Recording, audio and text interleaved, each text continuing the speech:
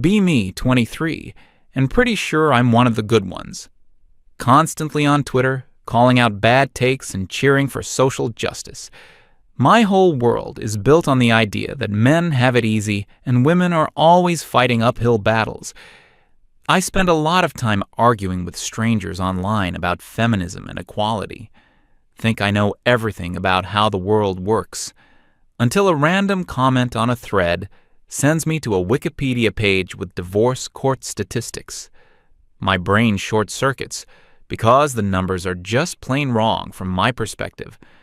Sitting at my laptop around midnight on what I think was a Tuesday or Wednesday in March. Just finished another heated debate about gender wage gaps with some guy who claimed women choose lower-paying careers. Demolished his arguments with statistics and peer-reviewed studies, feeling pretty accomplished about educating another ignorant person. Scrolling through replies when I notice this random comment buried deep in thread. Some throwaway account linking to Wikipedia page about child custody outcomes. Click it thinking I'll find more ammunition for future arguments about systemic bias. Page loads and my confidence starts cracking like ice in spring. Numbers show that fathers get primary custody in only about 18% of cases. Mothers get it in around 82% of situations. Joint custody is rare, and when it happens, mothers still usually have primary residence. Must be propaganda from men's rights activists, right? These statistics have to be twisted, manipulated, taken out of context somehow. But it's Wikipedia, and the sources look legitimate. Government data, court records, academic studies, close laptop, try to forget what I read, but numbers keep bouncing around in my head for next several days. Finally decide I need to investigate this properly. If I'm going to keep fighting for equality, I need to understand all sides. Start visiting men's rights forums and fathers' rights websites, expecting to find cesspool of angry misogynists and woman haters. Plan is simple. Document their lies, expose their hatred, write devastating blog post, create throwaway Reddit account, and start lurking in various subreddits. First few posts I read are exactly what I expected to find. Angry rants about evil ex-wives, bitter divorced guys blaming women for everything. Screenshot particularly egregious comments for my upcoming expose. Feel vindicated, like I'm uncovering the toxic masculinity I always knew existed.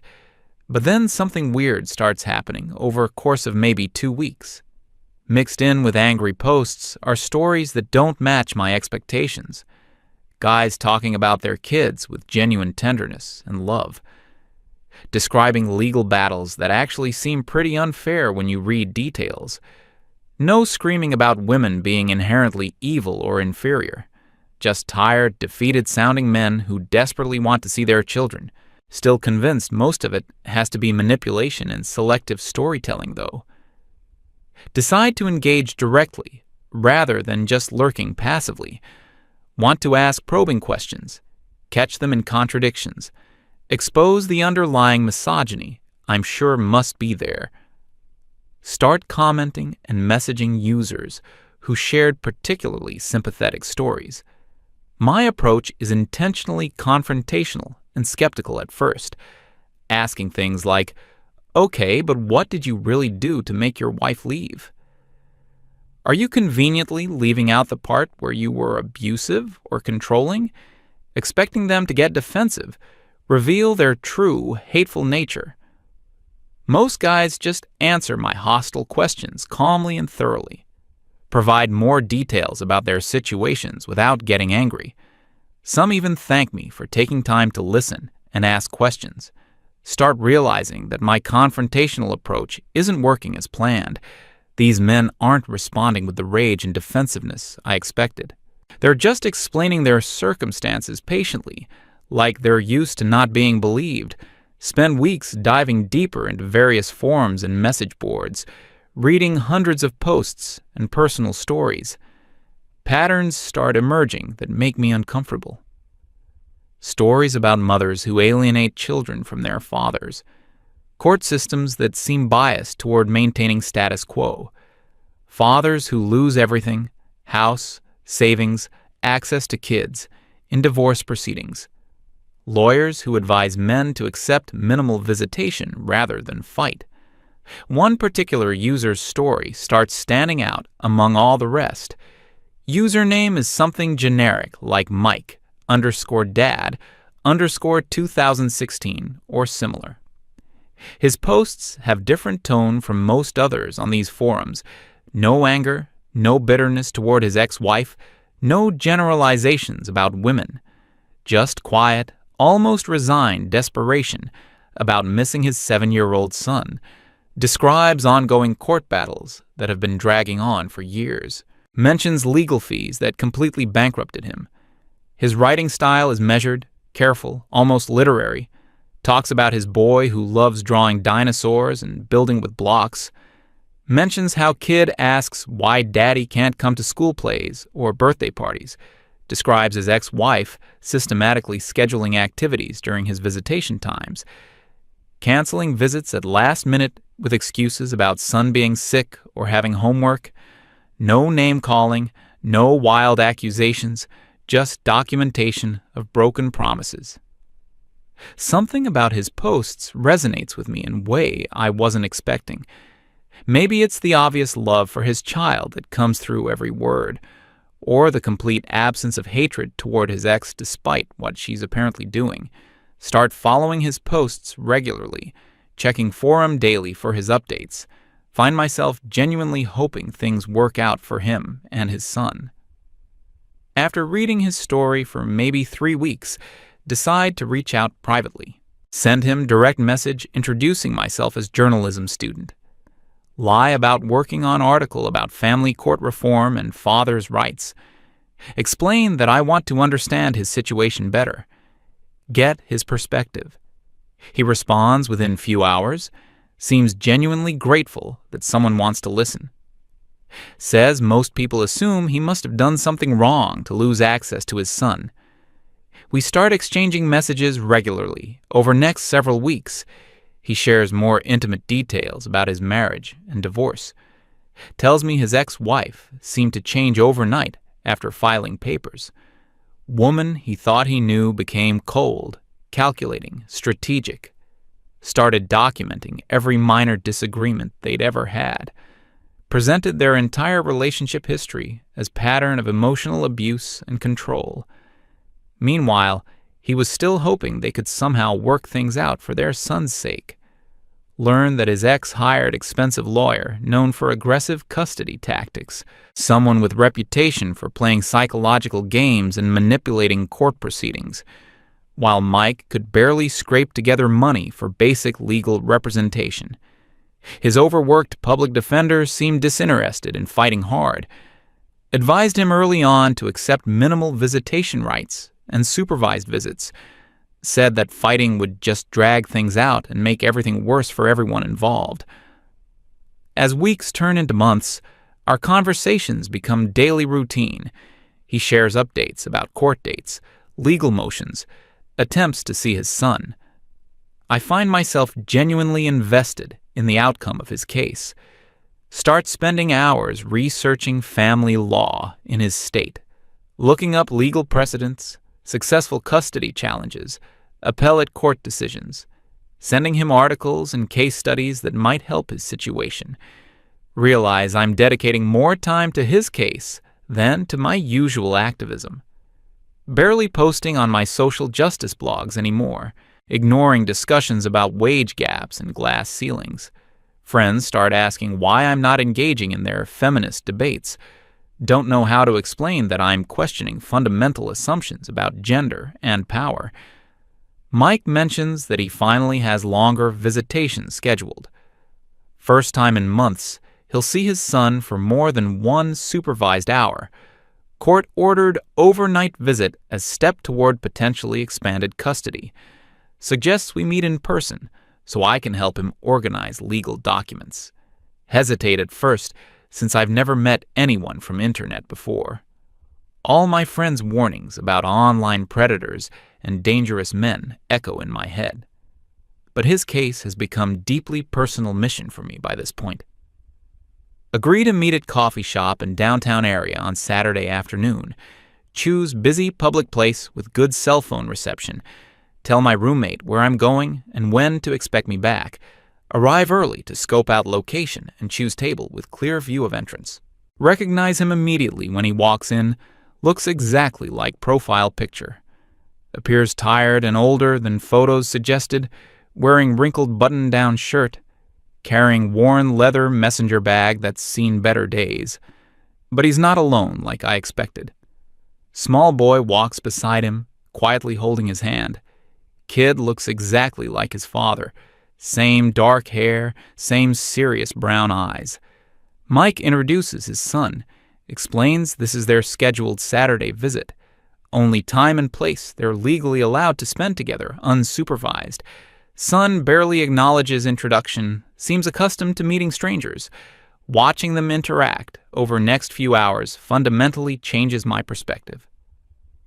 Mike patiently answers endless stream of 7-year-old questions, helps his son sound out difficult words in coloring book, praises every crayon scribble like its masterpiece worthy of museum, gently corrects his posture when he slouches, reminds him to say please and thank you, ruffles his hair affectionately when boy shows off completed dinosaur drawing. Nothing about their relationship seems forced or performative, just natural father-son bonding that I recognize from my own childhood. Kid obviously adores his dad, lights up when Mike laughs at his silly jokes, asks innocent questions about when they can live together again. Mike's face shows brief flash of pain before he gently explains why that can't happen. We spread legal documents across coffee shop table while son continues coloring. Mike methodically explains each court filing, every motion his ex-wife has submitted. Pattern emerges of systematic character assassination spanning several years. She documented every time he worked late to support family, twisted his dedication to providing financially into evidence of neglect and abandonment, portrayed his naturally quiet personality as emotional distance and unavailability. Notice how carefully Mike speaks about his ex-wife, even when describing her lies, refers to her respectfully as my son's mother or Alice, never uses derogatory language, never calls her crazy or manipulative, focuses on describing her actions rather than attacking her character or motives. Stark contrast to bitter, angry, divorced men I expected to encounter online. His son finishes elaborate drawing and proudly shows it to both of us. Picture shows stick figure family, mommy, daddy, and smaller child figure. All three holding hands in front of house, with big yellow sun overhead. Mike's eyes get slightly watery as he praises the artistic effort. Boy explains earnestly that he drew them all together like they used to be. Asks when they can live in same house again and be normal family. Mike kneels down to his son's eye level, speaks gently but honestly. Explains that mommy and daddy can't live together anymore, but promises that he'll always be his daddy no matter what happens. Tells him how much he loves him, how proud he is of his drawings and good behavior. Boy seems to accept this explanation with resignation beyond his years. Court date is approaching within next week or two. Mike asks if I'd be willing to meet few more times to help organize his defense. Spend several evening sessions over coffee going through evidence, help him write character statements, gather testimony from former colleagues, contact his son's teachers who can speak about his involvement in boys' education. Find documentation that directly contradicts several of his ex-wife's major claims. Learn more disturbing details about his ex-wife's legal strategy. She's claimed he has serious anger management and impulse control issues. Alleges pattern of emotional abuse and psychological manipulation. Describes fear for her physical safety during their marriage. Yet there are no police reports, no hospital visits, no witnesses to any incidents, no restraining orders filed during their years together.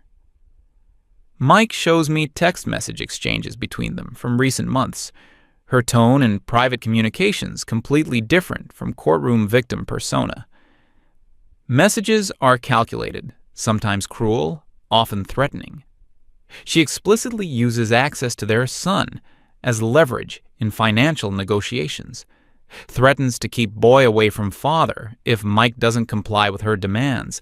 Screenshots reveal deliberate campaign to alienate child from his father. Other evidence emerges that contradicts her abuse allegations. Photos from family events showing them happy together. Social media posts where she bragged about having devoted husband. Testimony from mutual friends who never witnessed any concerning behavior.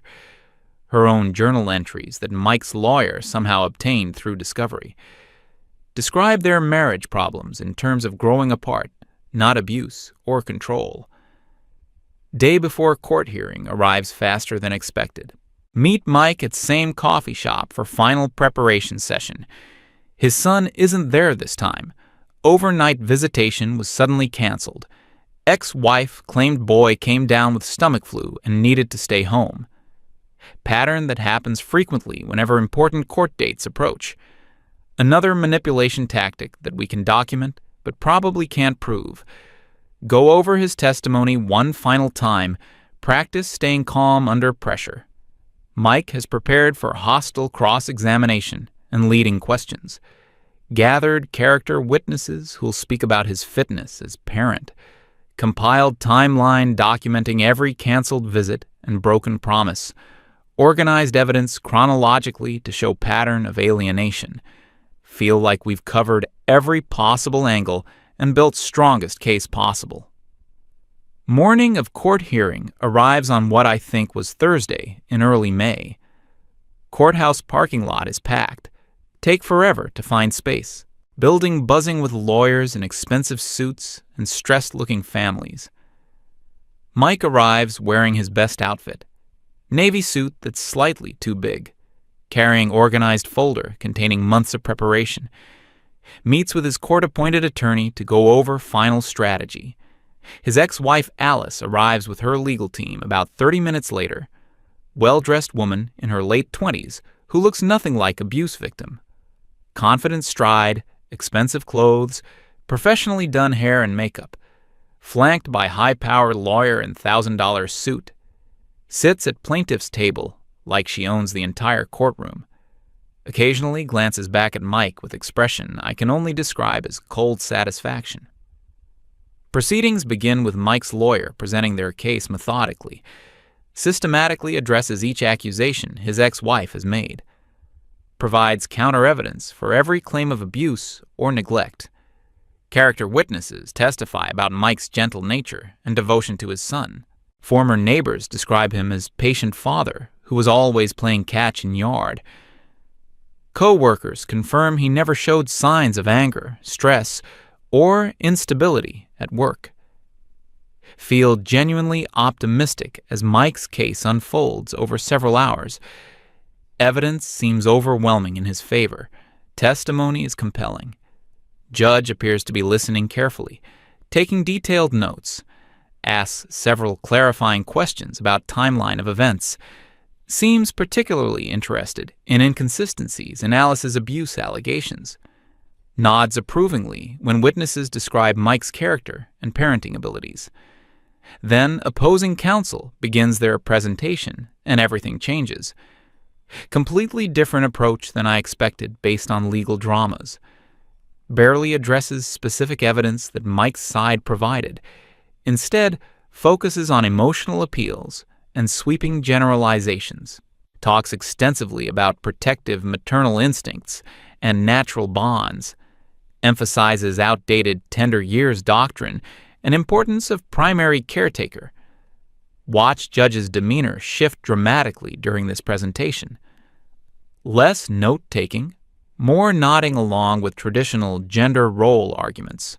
Opposing lawyer skillfully redirects focus away from documented facts toward assumptions about fathers being naturally less equipped for primary custody. Suggests that Mike's demanding work schedule makes him unsuitable parent. Implies that disrupting current arrangement would traumatize the child. Mike's lawyer objects repeatedly to these generalized statements, points out complete lack of evidence supporting opposing counsel's claims. Judge overrules most objections with barely concealed impatience, allows opposing counsel extremely broad latitude in their emotional arguments. Atmosphere in courtroom shifts perceptibly against Mike's position, can feel momentum swinging toward maintaining status quo.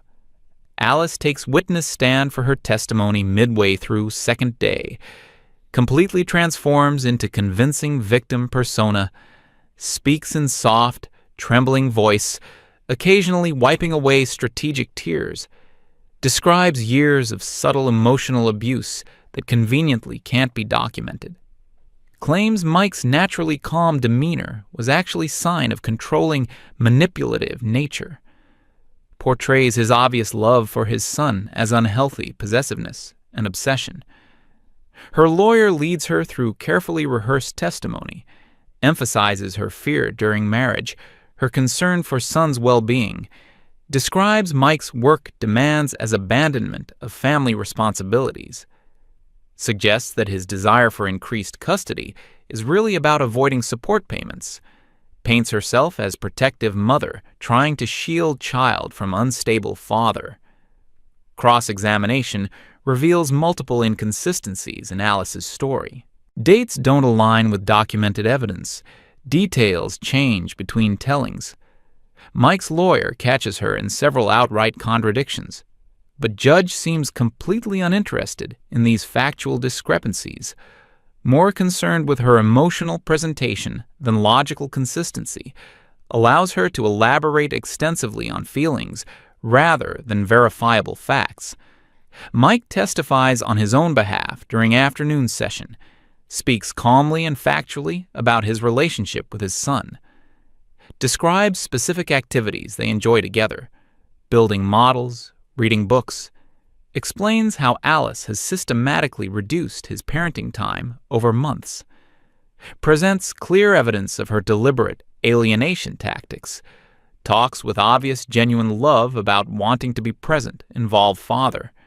His testimony is heartfelt but measured, focused on child's best interests, never speaks harshly about Alice despite years of her sabotage, provides specific examples of canceled visits and broken promises, demonstrates intimate knowledge of son's interests, fears, and developmental needs, explains how current limited visitation arrangement hurts both father and child.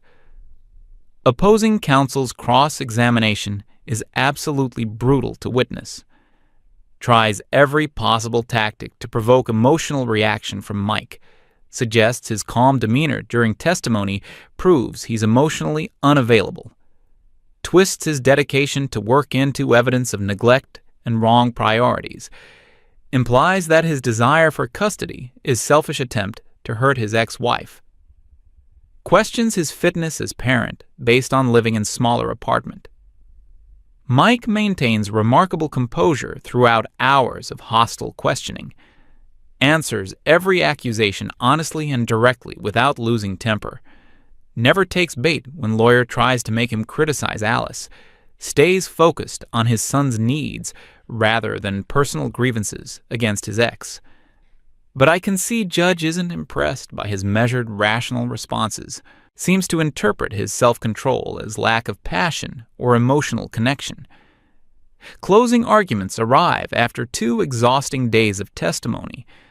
Mike's lawyer methodically summarizes evidence presented, points out numerous contradictions in opposing testimony, emphasizes Mike's demonstrated fitness as parent and his son's obvious need for father, argues passionately that decisions should be based on facts rather than assumptions, reminds Judge of constitutional rights of both fathers and children. Opposing counsel delivers powerfully emotional closing argument, talks about protecting vulnerable mother and innocent child, warns about dangers of disrupting existing custody arrangement, appeals to traditional values and assumptions about maternal primacy, suggests that any change to current situation would traumatize the boy, uses language about natural order and biological imperatives. Judge recesses court to consider decision, asks both parties to return next morning. Mike and I sit in courthouse hallway for a long time without talking. He's completely quiet, hands folded in lap, staring at floor tiles. Occasionally checks phone, hoping for text message from his son. Expresses quiet worry about how ongoing legal battle is affecting the boy. Wonders if he should have accepted original limited visitation arrangement. Spends sleepless night thinking about everything I've witnessed. All my assumptions about gender, power, and justice have been challenged. System I thought favored men clearly works against this particular father. Woman I expected to support as fellow victim appears to be manipulating everything. Facts and evidence seem less important than emotional appeals and stereotypes. Return to courthouse next morning for final verdict. Mike looks like he hasn't slept, dark circles under his eyes. Alice appears confident and relaxed, chatting casually with her expensive lawyer. Courtroom fills with other families waiting for their cases to be heard. Judge enters and begins reading decision in formal, dispassionate tone. Decision covers several pages of legal language and precedent citations. Talks extensively about best interests of child and maintaining stability. Mentions importance of primary attachment and continuity of care. Uses language that sounds objective and child-focused, but feels completely predetermined. Never directly addresses evidence of alienation or Alice's contradictory testimony. The judge announces the decision. Full custody goes to the mother. I look at Mike. He just sinks in his chair, no fight left in him. His wife smiles, a cold, calculating smile. It's not about what's right. It's about what's easy for the court. I feel completely hollow inside. I went in to help, thinking I could fix a broken system with logic and facts. I was just an idiot who fell for my own illusions. My blog is gone. I can't bring myself to post on it. I learned that the world isn't black and white, and my activism was just a bunch of words in the face of real pain.